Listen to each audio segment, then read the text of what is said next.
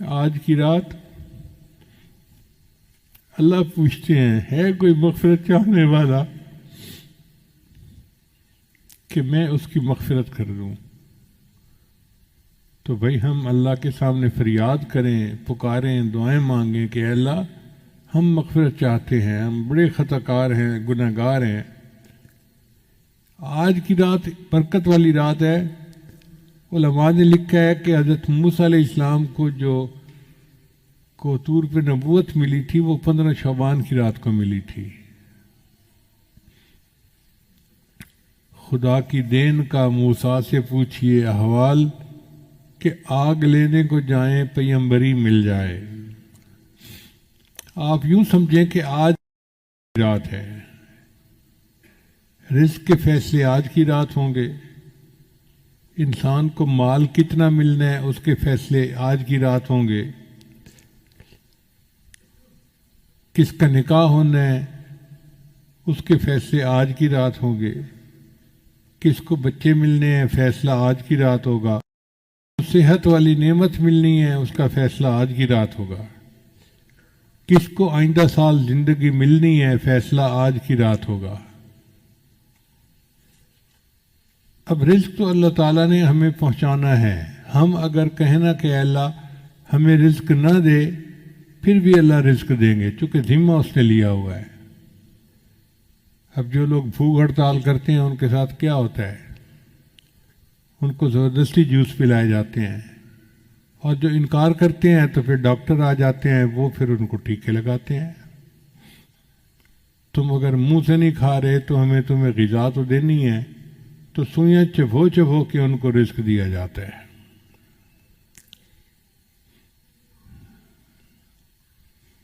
ہماری مرادیں پوری ہو سکتی ہیں، بہت آسان طریقہ ہے کہ ہم اللہ کی مان کر چلیں۔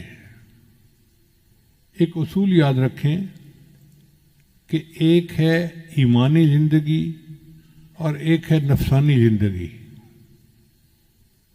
ایمانی زندگی گزاریں گے تو ہم امام عالم بنیں گے، اور نفسانی زندگی گزاریں گے تو ہم غلام عالم بنیں گے۔ آج کل کے حالات پہ نظر کر لیجئے، آج کل جتنے مسلمان ہیں سب غلام عالم بنے ہوئے ہیں۔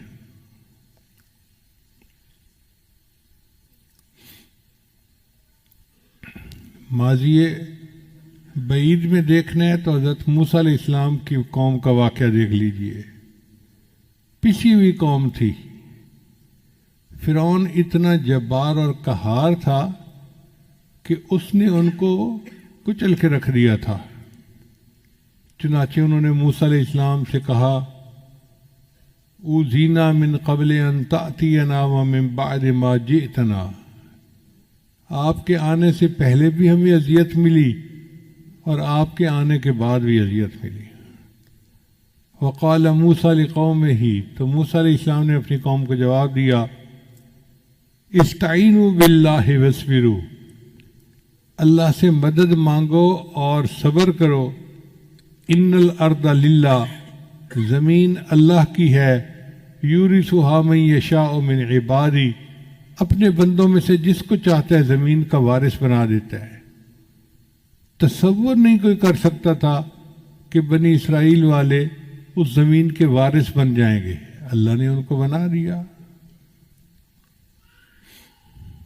اللہ فرماتے ہیں وَنُرِيدُ، اور ہم نے ارادہ کیا أَن نَمُنَّ عَلَى الَّذِينَ اسْتُضْعِفُوا فِي الْأَرْضِ وَنَجْعَلَهُمْ أَئِمَّةً وَنَجْعَلَهُمُ الْوَارِثِينَ، کہ ہم ان کو زمین کا امام بنائیں گے اور زمین کا وارث بنائیں گے۔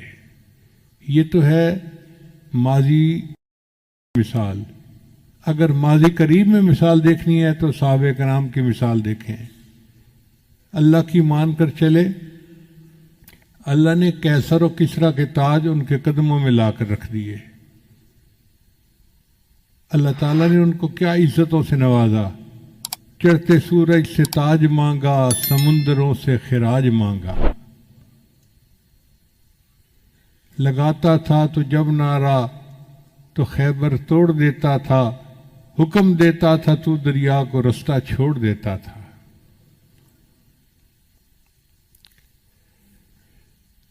نبی آتے رہے امام آئے، وہ دنیا میں خدا کا آخری لے کر پیام آئے، جھکانے آئے بندوں کی جبیں اللہ کے در پر، سکھانے آدمی کو آدمی کا احترام آئے۔ وہ آئے جب تو عظمت بڑھ گئی دنیا میں انسان کی، وہ آئے جب تو انسان کو فرشتوں کے سلام آئے۔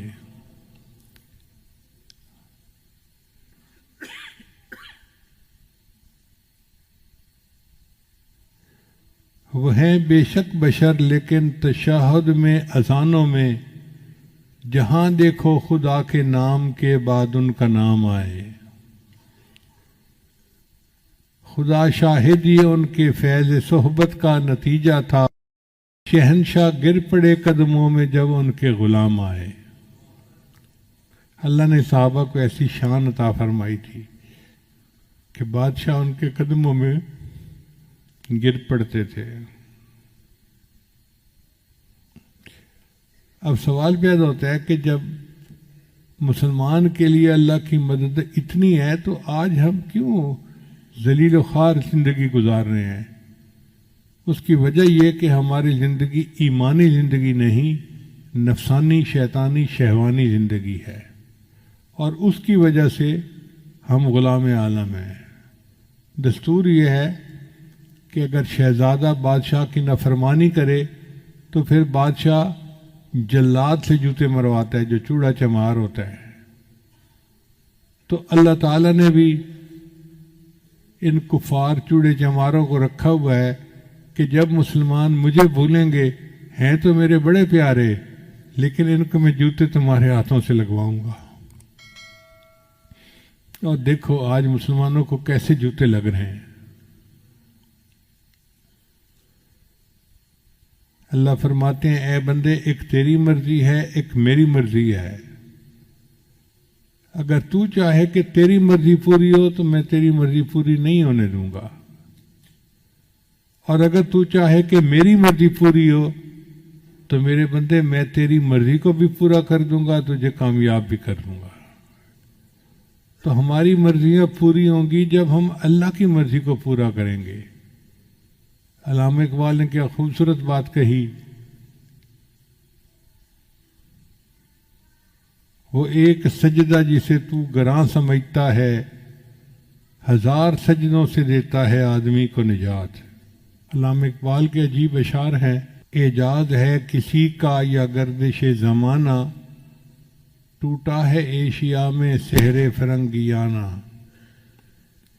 اے لا الہ کے وارث باقی نہیں ہے تجھ میں، انداز دلبرانہ کردار کاہرانہ۔ تعمیر آشیاں سے میں نے یہ راز پایا، اہل جنوں کے حق میں بجلی ہے آشیانہ۔ تیری نگاہ سے دل سینوں میں کانپتے تھے۔ کیا خوبصورت بات کہی ہے، تیری نگاہ سے دل سینوں میں کانپتے تھے، کھویا گیا ہے تیرا جذبے قلندرانہ۔ یہ بندگی خدائی وہ بندگی گدائی، یا بندہ خدا بن یا بندہ زمانہ۔ اگر ہم بندہ خدا بنیں گے تو ہمیں اللہ امام عالم بنائیں گے، اور اگر بندہ زمانہ بنیں گے تو پھر ہم غلام عالم بنیں گے۔ کتنے لوگ ہیں جو آج قرضے کی وجہ سے پریشان ہیں، کسی نے بینک کے قرضے دینے ہیں، کسی نے لوگوں کے قرضے دینے ہیں، لوگ رسوا کرتے ہیں۔ کتنے لوگ ہیں جو گھر سے بے گھر ہیں، پردیس کے دھکے کھاتے پھر رہے ہیں کہ یہ اخراجات پورے نہیں ہوتے۔ کتنے لوگ مرض سے پریشان، بچے بیمار ہیں، ہسپتالوں کے چکر لگا لگا کے تھک گئے ہیں۔ کتنے لوگ نوکری نہ ملنے کی وجہ سے پریشان، کاروباری خسارے کی وجہ سے پریشان۔ کتنے لوگ ہیں بیٹی کے مناسب رشتے نہ ملنے کی وجہ سے پریشان، ان کو نیک قدردان لوگوں کا ساتھ نہیں ملتا۔ کتنے لوگ اولاد نہ ہونے کی وجہ سے پریشان. عورت تعلیم یافتہ بھی ہے، اچھے گھر کی بھی ہے، ہر صفت ہے اس کے اندر، مگر ساس دھمکی دیتی ہے تیری اولاد نہیں ہو رہی، میں بیٹے کی دوسری شادی کر دوں گی. نند ہے تو اٹھتے بیٹھتے تانے دیتی ہے. اب اس عورت کی ٹھنڈی آنکھیں اللہ ہی جانتا ہے. کتنے لوگ ہیں کہ بچیوں کی شادیاں تو ہو گئیں، میاں کی درمیان محبت نہیں ہے. اب جس عورت کو شادی کے بعد خامد کی محبت نہ ملے تو اس کا گھر کیسے آباد ہوگا؟ ان سب کا علاج کیا ہے کہ ہم آج کی رات میں اللہ رب العزت سے سچی توبہ کریں اور خوب دعا مانگیں کہ اللہ ہماری ان پریشانیوں کو دور کر دیجیے. یہ پکی بات ہے، جو چاہیں اللہ چاہیں گے وہ ہوگا، جو نہیں چاہیں گے وہ نہیں ہوگا، چاہے ہم جو مرضی لگا لیں. جو اللہ تعالیٰ بنی اسرائیل کو من و سلوہ کھلا سکتا ہے، کیا امت محمدیہ کو دال روٹی نہیں دے سکتا؟ جو پروردگار بی مریم کو بے موسم کے پھل کھلا سکتا ہے،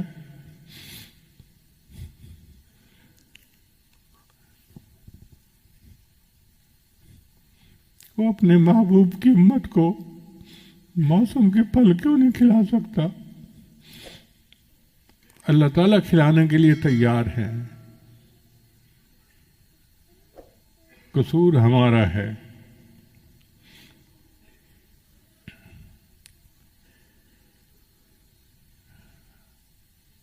کہتے ہیں کہ پرائی بکری کو کوئی گھاس نہیں ڈالتا. ہم اللہ کے ہیں. اب ہم دوسروں کے دروازے پہ جائیں گے تو ہمیں دھکے ہی ملیں گے. ہمارا دروازہ اللہ کا دروازہ ہے، ہمیں چاہیے کہ ہم اس کے اوپر جھکیں. امت اس وقت پریشان ہے، صرف ہمارے ملک کے لوگ نہیں، پوری امت پریشان ہے. اور ہم اللہ سے دعا مانگتے ہیں کہ اے اللہ آپ امت کے اوپر ترس کھا لیجئے. آہ جاتی ہے اثر کو کھینچ لانے کے لیے، بادلو ہٹ جاؤ دے دو راہ جانے کے لیے.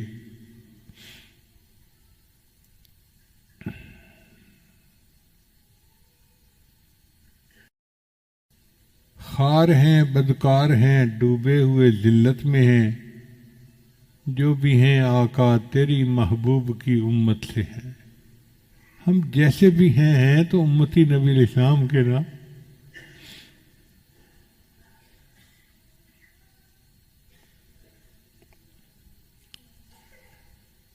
تو اللہ تعالیٰ اپنے محبوب صلی اللہ علیہ وسلم کی طفیل ہم پر خصوصی رحمتیں فرما دے، اور ہماری مرادوں کو اللہ تعالیٰ اپنی رحمت سے پورا فرما دے.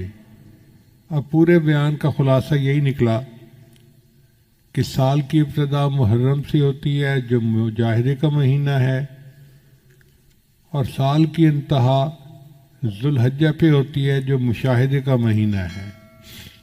درمیان میں رجب کا مہینہ پڑتا ہے جو معراج کا مہینہ.